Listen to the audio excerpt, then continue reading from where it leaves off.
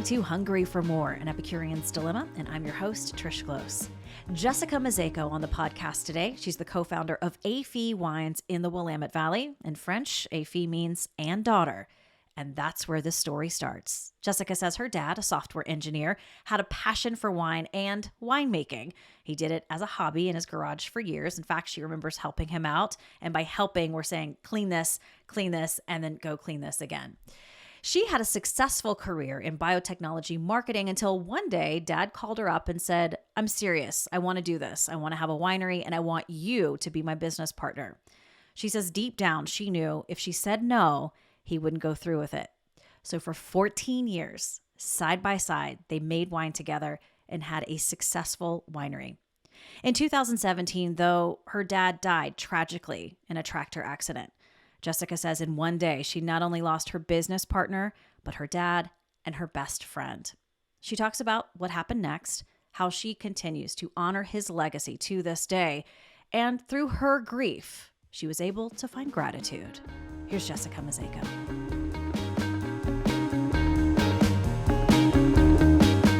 Hello.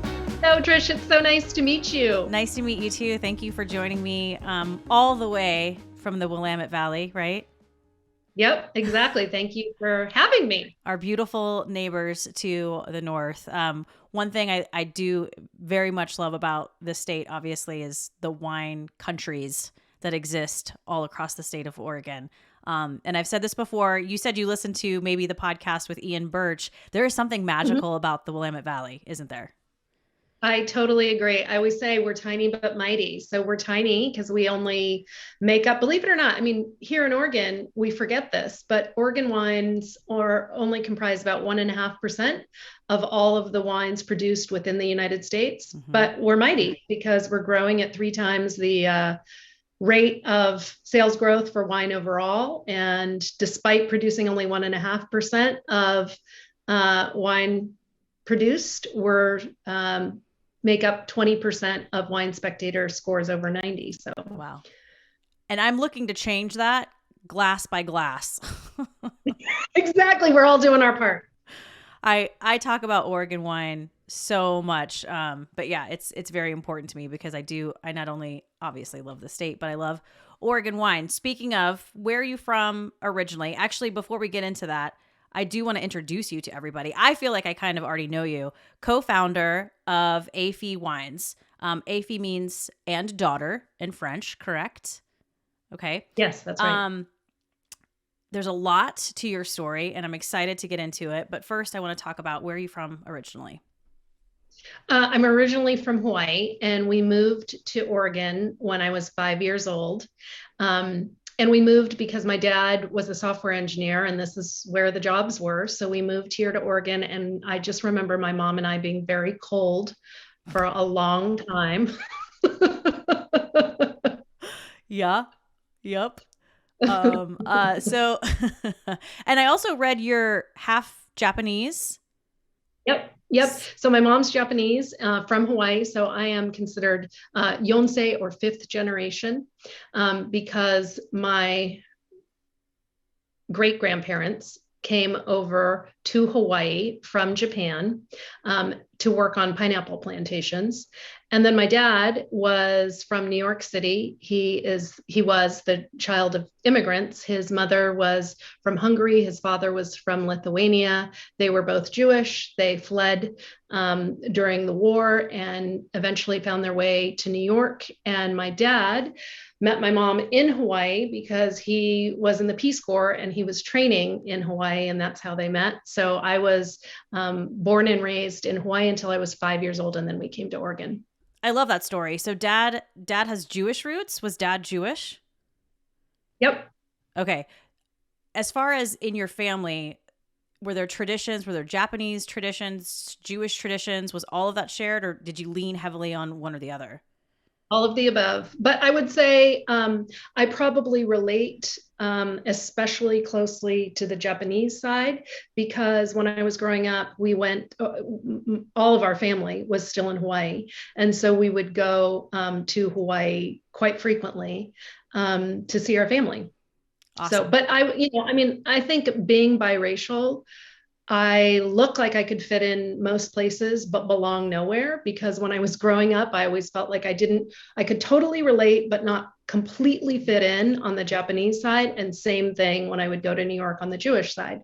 So I felt like I had a lot of exposure and could blend in and understand, but it wasn't like a full belonging either. But do you feel like looking back at that now that having both of those cultures and all of these traditions, it tends to, if you embrace it, it tends to make you a more well-rounded person, right? And able, yeah, I think so. And able to connect and able to understand different cultures because you're used to feeling that way. Absolutely. Yeah, for sure. So you guys moved to Oregon when you're about 5, and you said you and your mom were cold all the time. Did you move to like the northern part of the state? Was that Yeah, we moved to Westland and then moved to wine country when I was in eighth grade. okay? What did your parents do when they moved here? My dad was a software engineer, and my mom was still is a jewelry designer. Oh, So she could work independently, and she could work kind of in a. So that's another thing about being biracial. But I always felt like I was this blend of polar opposites, and one of which was an engineering side and an artistic side. oh, very much. You got both of those worlds. Oh, I love that. And your dad, I read, software engineer, but really loved making wine, like as a hobby. Yeah, yeah. It started out as a hobby, and he just enjoyed tasting wine. And then we had neighbors when we moved to Wilsonville. We had neighbors that said, "Hey, I see you are always out in the garden, and I know you like to drink wine. I have some extra sticks. Why don't you just throw them in the ground and see what happens, and if you can grow wine grapes?" And so he did, and they matured 3 years later. And so he was out in the garden, and he said to the neighbor over the fence, "Hey, I have I think they're ready now. What do I do?" And the guy said, "Don't worry about it. Making wine is really easy. There are only 4 simple steps to making wine." And my dad had just gotten the mail, so he had a bill in his pocket, and he said, "Oh, okay," and literally wrote on the back of the envelope the 4 simple steps to make wine. And that sort of started the journey. Thank goodness it got more serious after that. So he started taking classes and started taking classes and helping some local winemakers in the area. And in return for volunteering his time during harvest, he would get access to buying some of their grapes. Interesting. Okay. Do you still have that bill somewhere with the instrument? No, I wish I did, because I want to know I want to track down the neighbor. 4 simple steps, really? Come on. Come on. You know, it's funny. I've interviewed so many winemakers, and especially in Southern Oregon, those old school winemakers who planted grapes as a hobby, back in the late 70s and just said, let's grow some grapes. Let's make some wine. How hard can it be? Yeah, Right. it's pretty hard. Exactly. That's why I want to find the neighbor. And I want to ask, do you want to shadow me for some harvest, for a difficult harvest? And you tell me, how simple is it for those 4 simple steps? I think for your dad, though, maybe because it was such a love for him, the idea of someone saying it's easy, it's 4 simple steps. What a motivation, right? I can do this then. I can make it happen. Why wouldn't you? Exactly. Yeah. Why wouldn't you just jump on in? So he was making wine then in the garage. Yep. He made wine in the garage. And this is when I was growing up. So I always helped him. I mean, that which translates into, "Jess, go clean this. Go clean it again. Go clean it again. Go clean it again." So when I was growing up, I always helped him in the garage, and we also planted a small, tiny backyard vineyard, and so he tended that. So I always helped him with that. So he did that for 20 years. Meanwhile, being a software engineer, I grew up. I worked in the biotechnology field. And one day he called me and he said, "So I'm thinking about doing this professionally as a winery." And I said, "That's a great idea. You should go do that. I completely support that. You should really go do that." And he said, "I would like a partner, And I think it would be somebody that could manage the business that could eventually take over the winemaking. And I think it should be you. So we co-founded the winery in 2003. So wine was really never on my radar. Becoming a winemaker was never something that No. I thought of. Yeah, Yeah, no, it just halfway in was entirely out of family loyalty that if I wanted him to do it, we had to do it together. for sure. Were you an only child? Do you have siblings? Yep. Only child. Okay. So when you're saying you were helping him out in the garage, I mean, it was really the two of you. And by the way, I do know in the winemaking process, cleaning things over and over again is that's rule number one. I do know that. Yes. Clean, clean it again, and then clean it again. Yeah, exactly. So, software engineer, I did have a question. Did he move to Oregon for the job, or was it because there was a wine region here too, or was it a little bit of both? A little bit of both. Okay. Mostly it was for the job because when he finished graduate school in Hawaii, and to be a software engineer, most of the jobs were either in Seattle area, Oregon, or California. So we knew we were going to be somewhere on the West Coast and somewhere that would have a wine region nearby. Right, right, right. And then you went to school for biotechnology marketing. Yeah, so I was in biotechnology marketing. So originally, all I wanted to do, science was always my thing. So I just wanted to go to grad school for science. So I was a science major undergrad.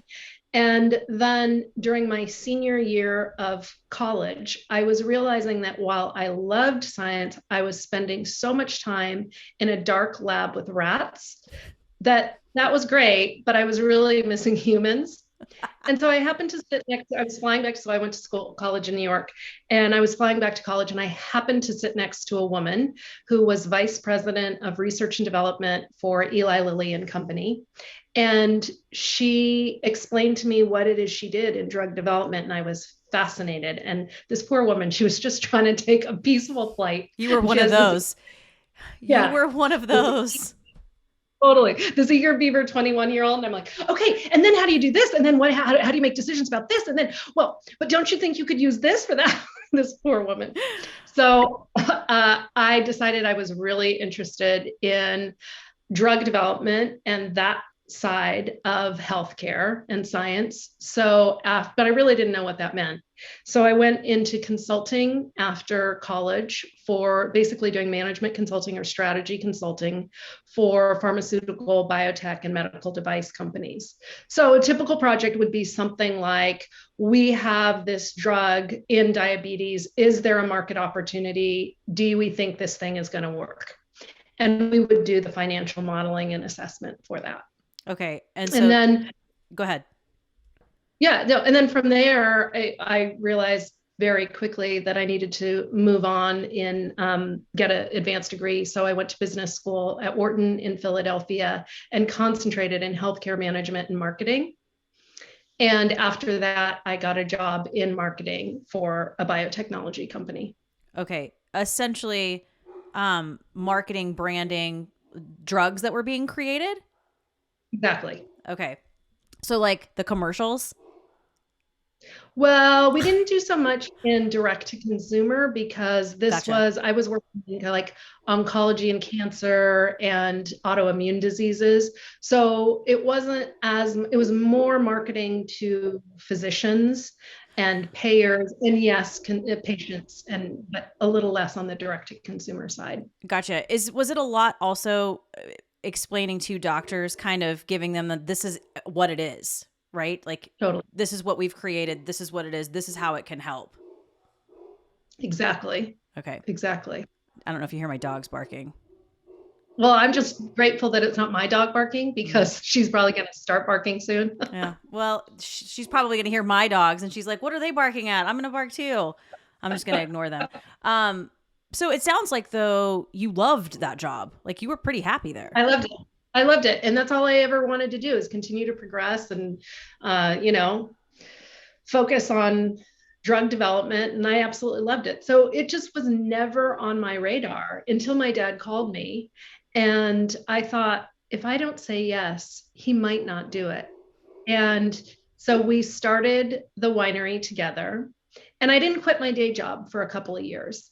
And the reason why I did quit my day job is because, well, so basically for the first few years, I stayed in San Francisco, which is where I was living and working, and I would fly up here quite often, so especially during harvest, and I would fly back and forth. And I always intended that at some point this would be my exit strategy and I would be able to come do wine full time. But it took me a while to do it. And the reason that I did it was because wines for me take on very distinct personalities. By the time we're ready to release a wine, they have a very specific character to me. So when I write wine release notes, I don't typically write this has notes of black currant and blah blah blah blah blah, because that our palates are completely subjective. So you and I have had totally different life experiences. So if I say black currant and you've never had a black currant, it's irrelevant to you. And also, I may love black currant for some, who knows, esoteric reason that maybe I visited my grandmother and she made black currant pie or something like that. And that's a positive affinity, and you don't have that. So I think that we need to honor that our palates are uniquely our own. Anyway, when I get ready to release wines, oftentimes they take on I compare them to either a celebrity or a brand that we might be familiar with. So one year I was releasing a wine and I said, this wine is the Cameron Diaz of the lineup. It's accessible. You can relate to it, slightly prettier than the girl next door, and spirited and lively. And Cameron Diaz's mother saw it and she ordered a case of wine. But I was so busy flying around the country, working 70 hours a week, launching a drug, that I never sent her wine for like a month. And then I realized, wait a second, I'm so busy with the biotech job that I didn't even have time to do this. I have the opportunity to run my own business, work with my dad, and make wine. What am I waiting for? And so I went in and resigned the next day. All in. Yeah. I did read about this story that you were doing this and then you just decided all in. Was there any part of you deep down that you wanted to make wine? Any little bit?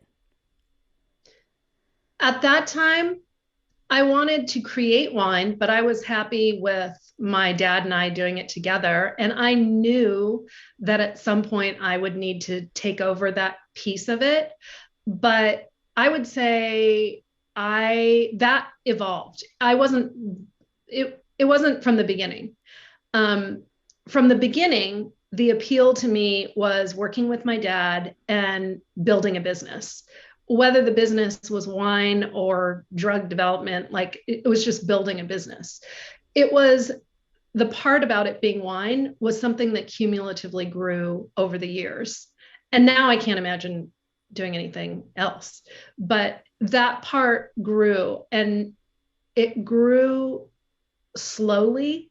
And I will say that when my dad died in 2017, the part of it being wine was, and it was, that took over as the primary desire.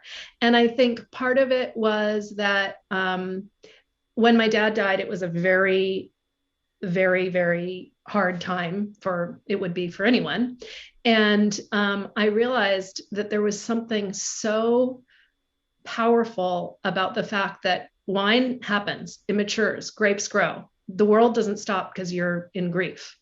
And it made me realize that being connected to something that is cyclical in nature, that will always move forward in its own fashion and will change every year, but always move forward, became such an important part of my life. But that was slowly over time that I came to realizations such as that. Do you think for him, was this always his plan to make wine, to create a winery and to have you help him? Do you think that was always somewhere part of his plan? Yeah.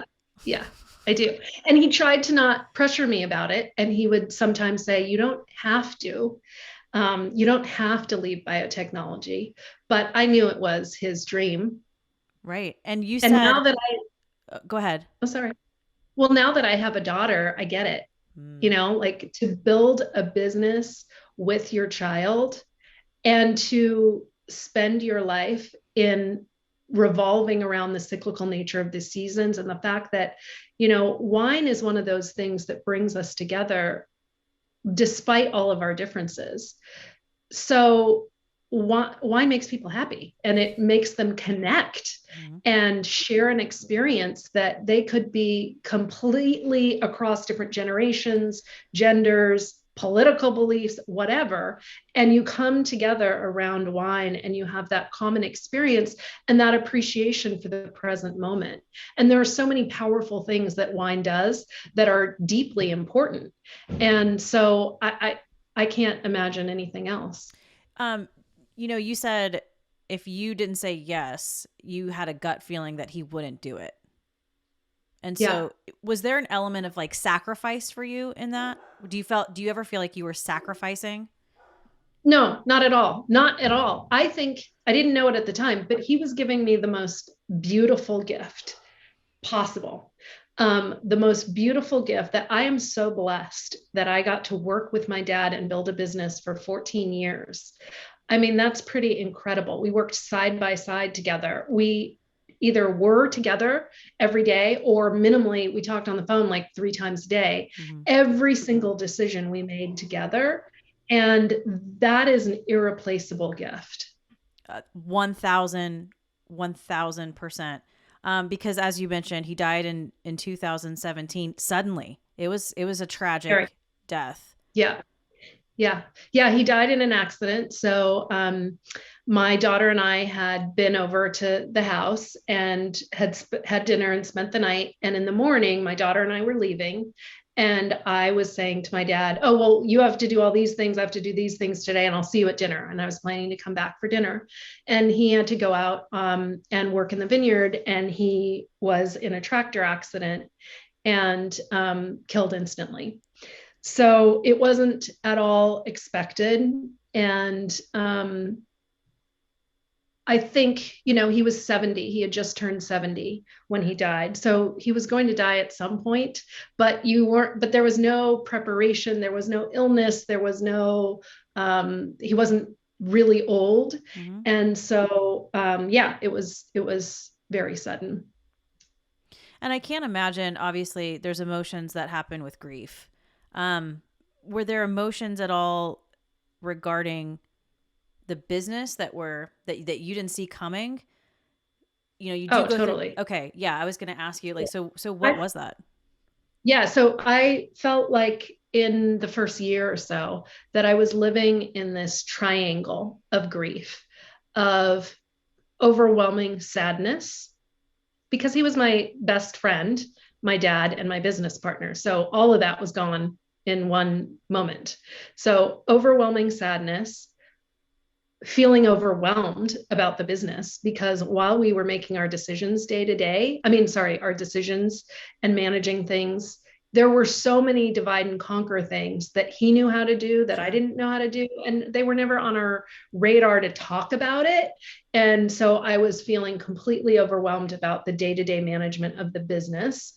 And then, feeling confusion because I was trying to make sense of how did he die? How did this happen? I don't understand. And so that I felt like I was living in this triangle all the time. It wasn't until, and I don't know when it happened, slowly over time, I suppose, that what superseded that was feeling this immense sense of gratitude that we had this experience. And I recognize that not everyone has that. And not many people can say, yes, I lost my dad, my business partner, and my best friend in one moment. But I had that. And most people don't have that. So I just feel extremely lucky. That's a beautiful way to look at it. Were you resentful at all? Was there any resentment? No, I Mm-hmm. was never resentful. I felt confused, but I wasn't resentful. that doesn't mean not sad, because still to this day, I still feel sad about things that he doesn't get to experience. I mean, there's my own personal stuff, which is that there are, especially with wine, when we go through vintages and we create a wine that's beautiful, I want him to experience it. And I'm so frustrated that he doesn't get to experience it. But moreover, my sense of sadness now is about him not being able to see my daughter grow up. Yeah. And things that I wish for him. Yeah, for sure.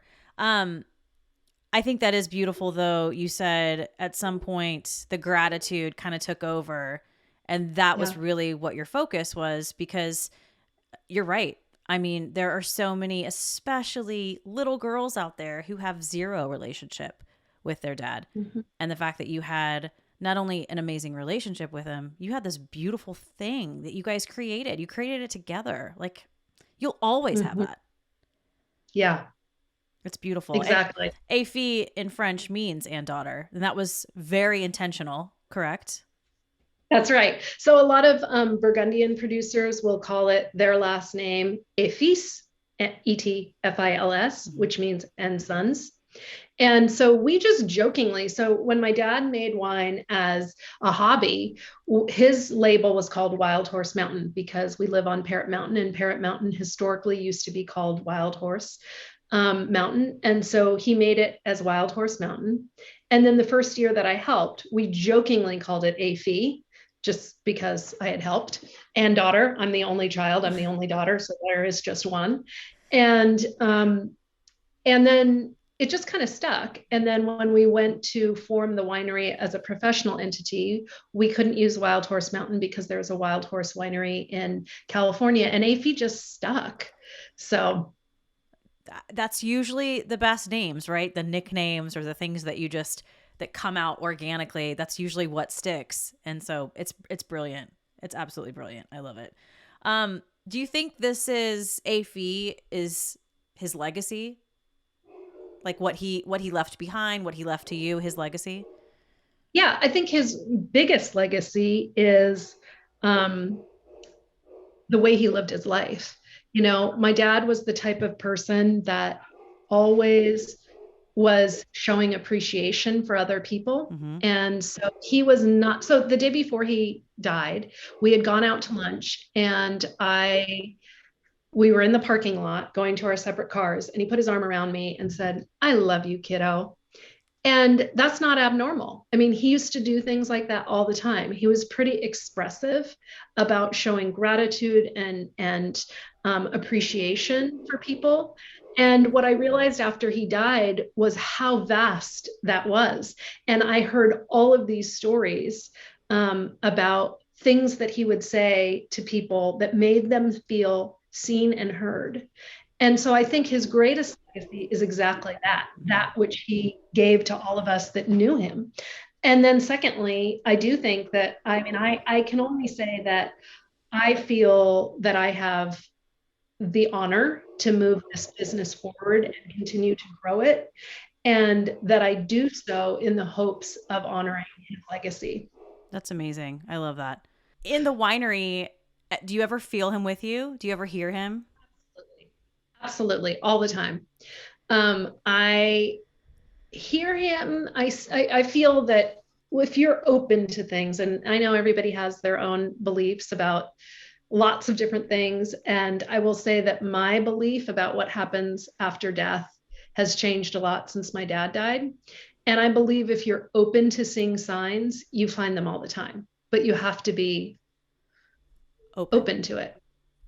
And maybe even looking to it. Like, I think I could take a cynical perspective and say, well, but you're just looking for things to be signs from your dad. And maybe so, but I find them and I see them. So an example is, I don't remember what year this was. It doesn't matter what year it was, but a few years after he died, I was in one of our vineyards, Palmer Creek Vineyard, which was the first vineyard that we started with, or one of the first vineyards that we started with in 2003. And it was at the time of harvest, and I was probably doing the last site visit and had made the decision of when we were going to harvest it. And I got in the car, or I was about to get in the car to drive away, and a white butterfly came and just hovered right near my face for a long time. And I believe that was my dad just connecting with me. Now, was it physically my dad? I don't know, but I do think that something was snapping and trying to get my attention to say and appreciate this moment. And things like that happen all the time. Mm-hmm. Yeah. I believe in that 100%. My grandmother died in 2019. Her name's Naomi. And the following Christmas, because she died in December, the following Christmas, I got a magazine, like a Crate and Barrel magazine. And on the front cover were stockings with like names on them. And one of the stockings said Naomi. I'm sorry. Like, that's Yeah. not a common name. And No. that's a sign. To me, that was my grandma saying, hey baby, love you. I don't, I'm right here. I'm right here. Yes. Yes. And that exactly. First of all, I'm sorry that she died. And Thank you. second of all, I totally hear you. I'm in the process. So my parents, we all moved to Parrot Mountain in 1986. And my dad planted a small, tiny backyard vineyard, as I referenced before. And for many years, the property was considered, and we have other acreage that is a hay pasture. And for a long time, this site was considered too high of an elevation to plant for wine grapes. In fact, as recently as 2012, my dad and I had a strategic planning meeting and discussed, like, could we ever make this for like just a sparkling program? No, it's still too high for that, et cetera. Well, I'm now planting it. And so I'm ripping out everything, the hayfield, the old vineyard, et cetera, and replanting it with a new vineyard. And because two things have changed. One is it is warmer. And second, I now have a significant sparkling wine program, so it makes sense. And there was a part when I realized that I actually, in order to efficiently plant the vineyard, that I had to rip out the old vineyard, that I was really torn. There was a part of me that really didn't want to rip it out. Yeah. But I made the decision that for the purpose of the overall thing, it was more efficient to do that. And the next morning, there was a rainbow over where the property ends. And I choose to believe, just like the Naomi stocking, I choose to believe that it was my dad saying, you've got this. Things move on. You need to do this. Oh, I just got goosebumps, Jessica. Whew. But you said you see that all the time. That happens all the time. Doesn't that it gives you a sense, to me, it gives me a sense of peace and hope that they're not completely gone. They're still here. They're still here and they're still within you because you're choosing to see it. So even like if I take a totally cynical perspective and say, oh, it was just a rainbow, that was just sunshine and water, like, get over it, sister. But if you say that, that's fine. But the point is that within you, you still choose to see that that wasn't an accident, that was your grandmother saying, I know the holidays are going to be tough, but I'm right here with you. Yep. And so, if nothing else, we choose to see them. Mm-hmm. Totally. I agree with that so much. What do you think he would say about the job you're doing today? I think he'd be really happy. My biggest sadness is that he can't be part of seeing the positive changes and the growth, because he would just have so much fun. Yeah. And, I wish he could be a part of it, but he is with me all the time when, like I said, when we create a wine that I'm really proud of, I know he knows. And when he sees that we moved the business forward, I know that he's a part of it because he's part of the motivation within me that I am motivated to build this and grow this because I am honoring his legacy and my daughter's future. And that both of those things come together. Mm-hmm. And speaking of your daughter, you actually were told a couple years before she was born that you weren't able to get pregnant. That's right. And were you trying at the time? Was this something like you're like, I really want to start a family?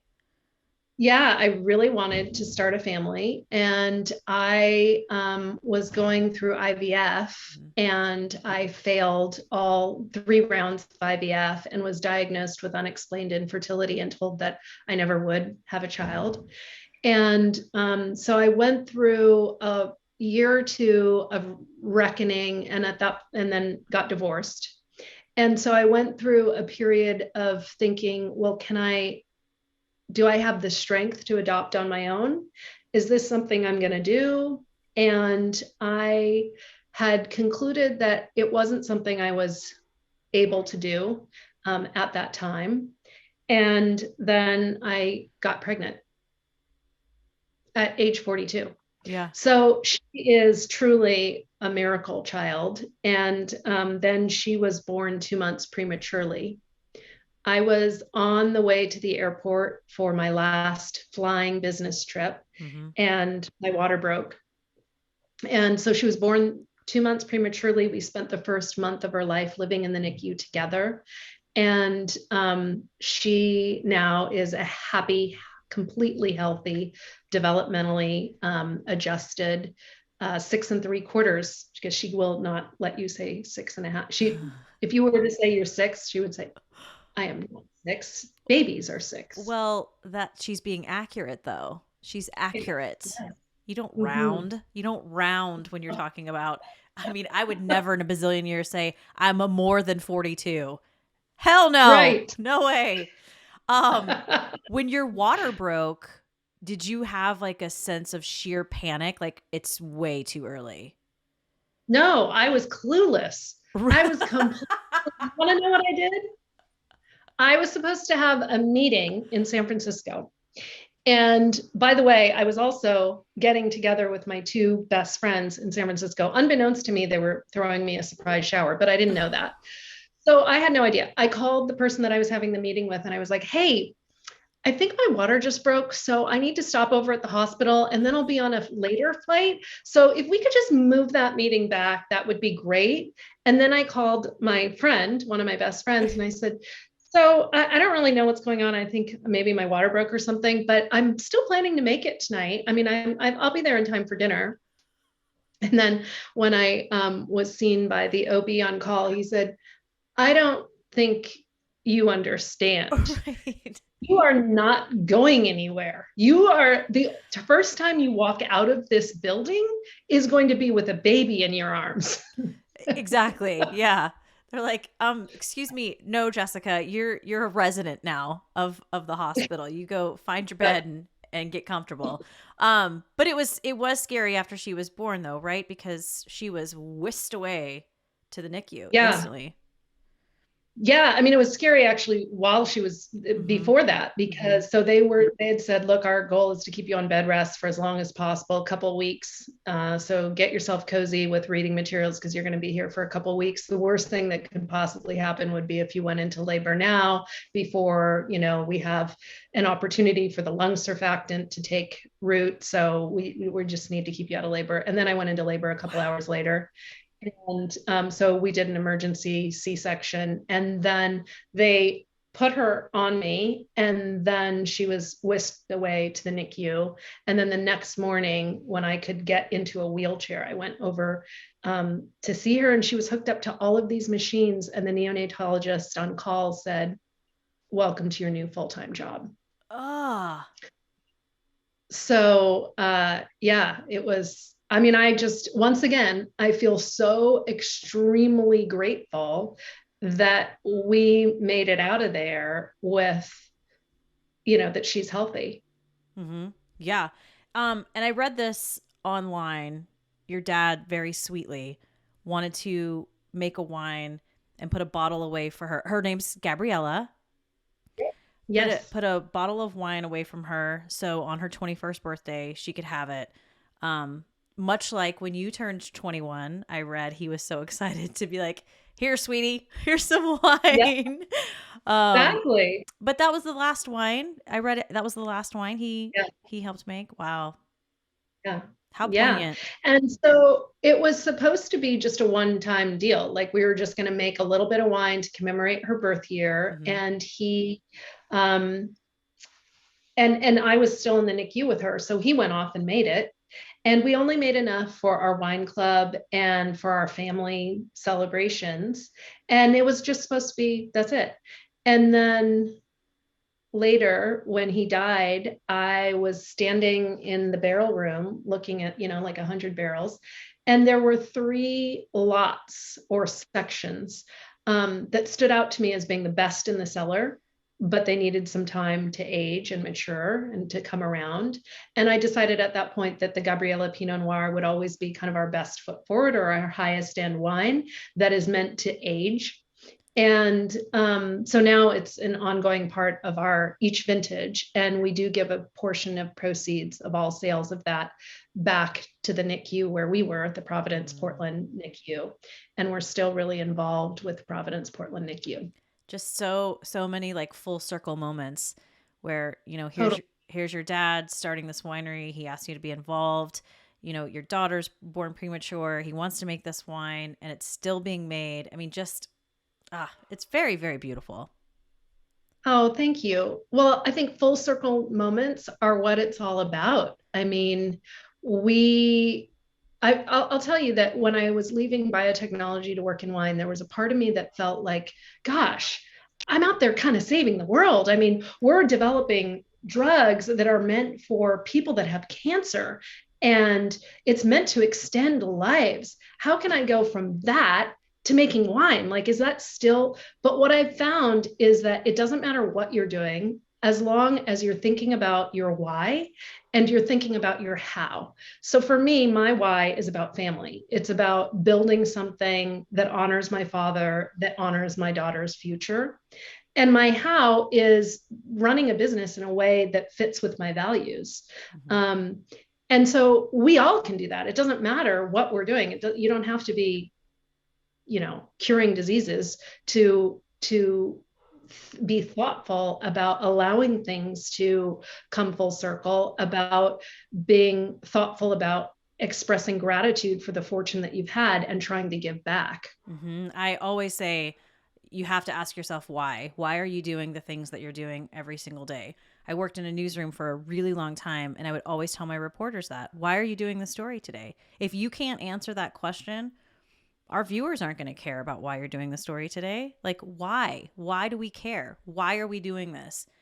All of the steps that you do, all of the things that you do during your day, your decisions, there should always be intention behind it. And then I think, yeah, as you said, when you're moving forward like that, that's when you can feel good about the decisions that you're making. Trish, I totally agree. Mm-hmm. It's your why has to guide every day. Otherwise, you're right. Why should anyone else care? Right. And that's obviously your philosophy in this business, in the winery. Again, it sounds like everything's done with intention, whether it's pulling up grapes and starting a sparkling wine program. Like everything's done with intention. Yeah, I think that's why purpose is what it's what makes it is our why. Mm-hmm. So for me, my purpose matters in how I run this business. And I think that, we can't change the world, but we can change our tiny little micro world. Mm-hmm. And part of that is, we are now a B Corp certified business. B Corps are essentially corporations that are using profit for good. Yeah. And it is a third-party accreditation system that it is very, very thorough in how the types of questions and practices that you need to be operating under. And we pursued that because we are committed to 3 things: sustainable winemaking, community, and diversity and equity. And that purpose is how we form. So let me just give you a small example. Yeah.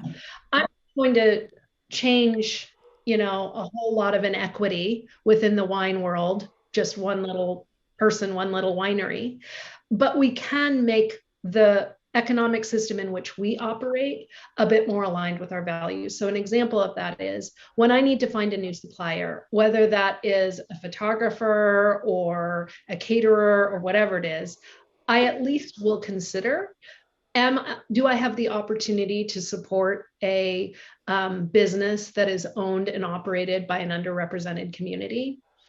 Then I can feel good about how the ecosystem, the micro ecosystem that we're creating and that we're a part of. Yes, I couldn't agree with you more. What do you think Et Fille is known for? If you had to pick, one or two things, what do you think the wine's known for? Family. I mean, really, it's our whole story. Like our story's about family. It's why we even started in the first place.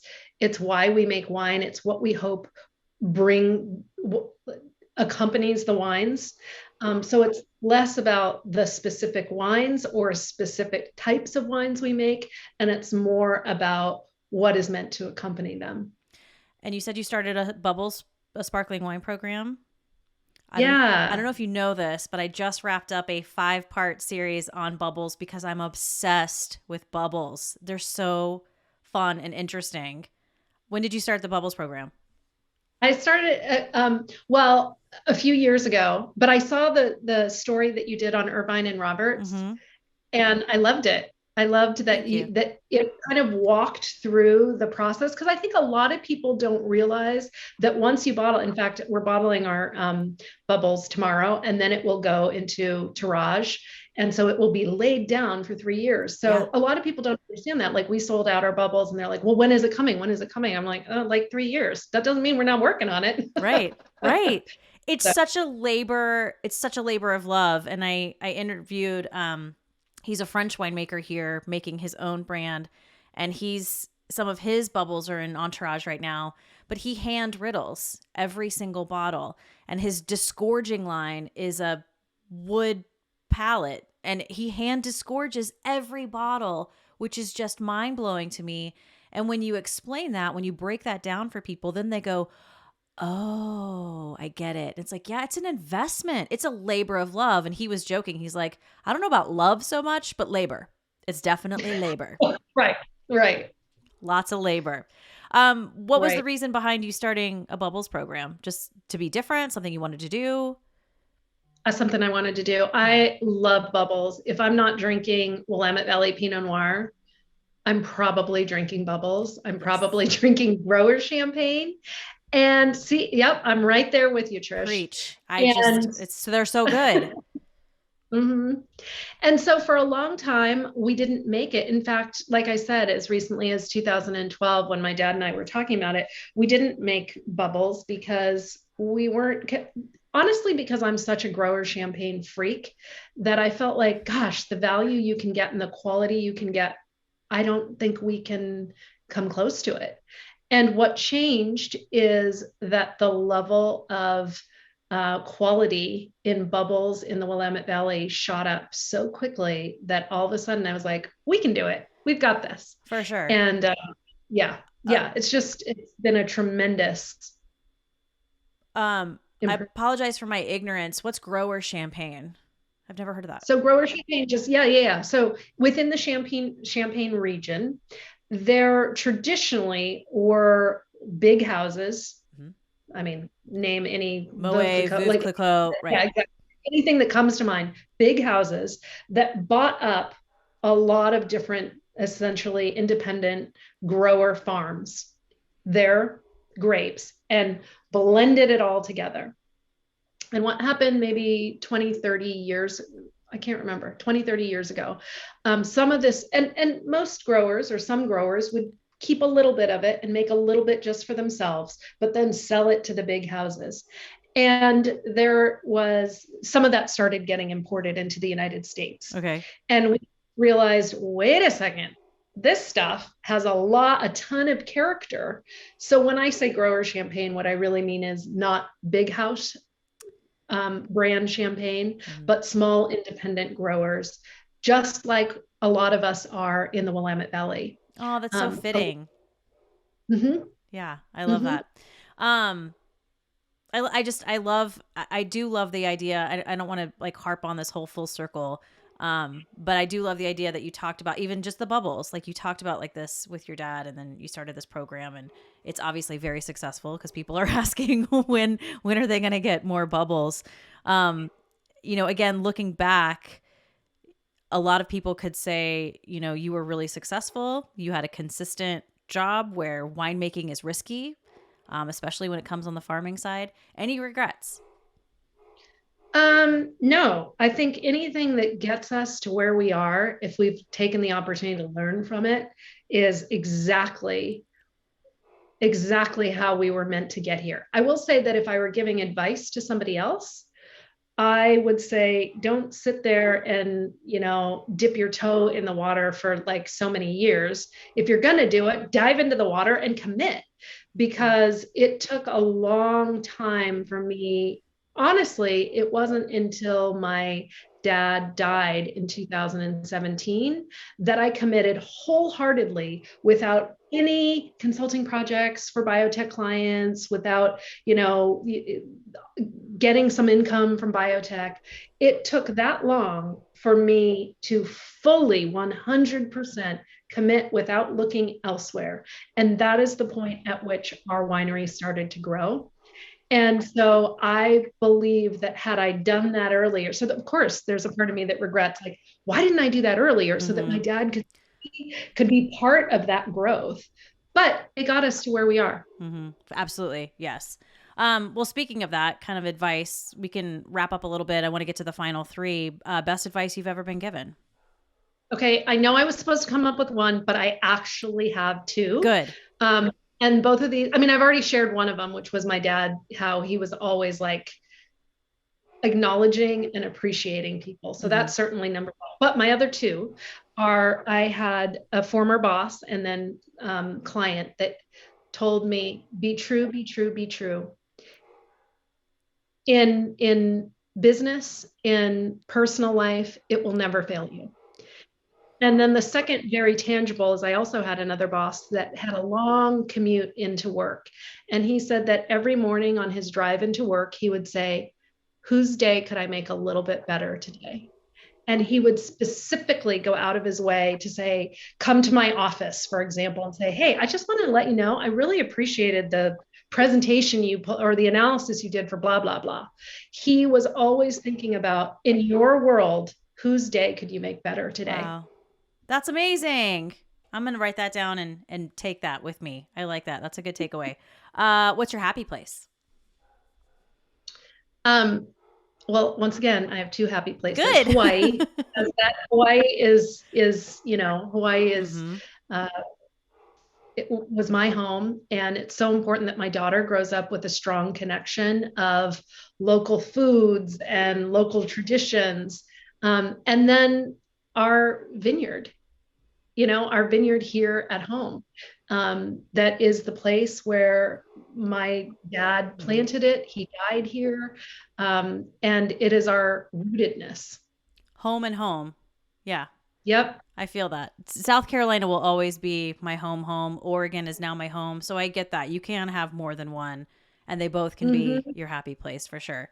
Okay. My favorite question in all things food and wine. What do you crave? What always sounds good? Okay, I'm going to tell you my honest answer, but I'm a little embarrassed to tell you. Perfect. Nachos. Nachos are the best.